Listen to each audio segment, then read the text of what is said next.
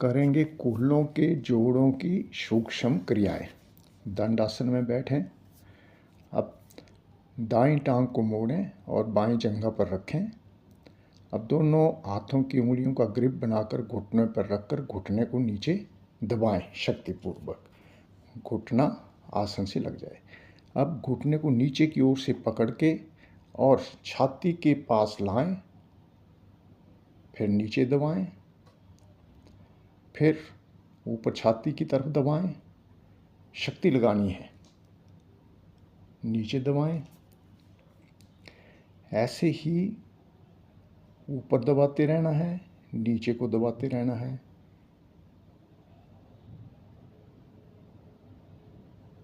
अब घुटने को चलाएं तेजी से, ऊपर नीचे। अब पैर के पंजे को हाथों से दबाएं, पंजे को, तलवे को, पूरे पैर को दबाएं। इससे पैरों के दर्द ठीक होते हैं। और गोलाकार घुमाएं। अब पंजे को पकड़कर पैर को गोलाकार घुमाना है और इसके विपरीत घुमाएं, दूसरी दिशा में। अब एक हाथ एड़ी के नीचे और दूसरा घुटने के नीचे ऊपर उठाएं टांग को और झुलाएं।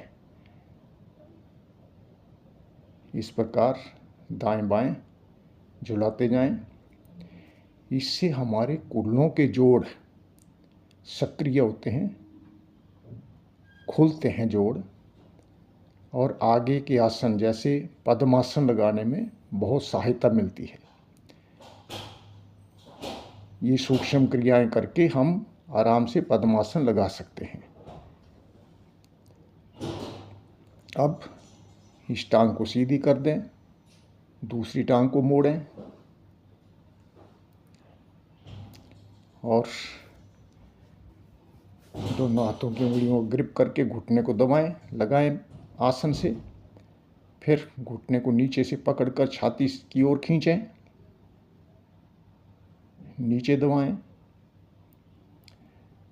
ऊपर खींचें। ऐसा कम से कम 10-10 बार करना है। जब ऊपर खींचते हैं तो कमर गर्दन भी एकदम ऊपर की तरफ खींचनी है, जिससे कूल्हों के ऊपर इसका प्रभाव महसूस हो। अब घुटने को चलाएं, ऊपर नीचे, ऊपर नीचे।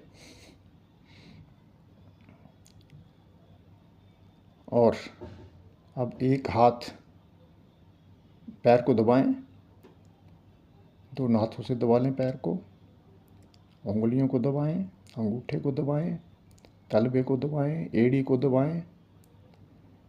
अब गोलाकार घुमाएं पंजे से पकड़कर पैर को। अब इसके उल्टी दिशा में घुमाएं। दोनों तरफ घुमाने से पैर के जोड़ खुलते हैं, टखने के पास हड्डियां खुलती हैं। अब एक हाथ टखने के नीचे, दूसरा घुटने के नीचे, और झुलाएं। दाएं से बाएं, बाएं से दाएं करते जाएं।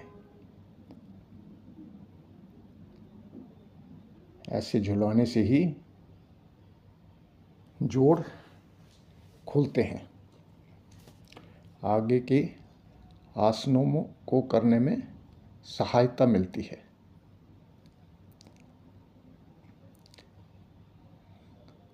करते जाएं। धीरे धीरे वापस दोनों टांगें सीधी और दंडासन में विश्राम।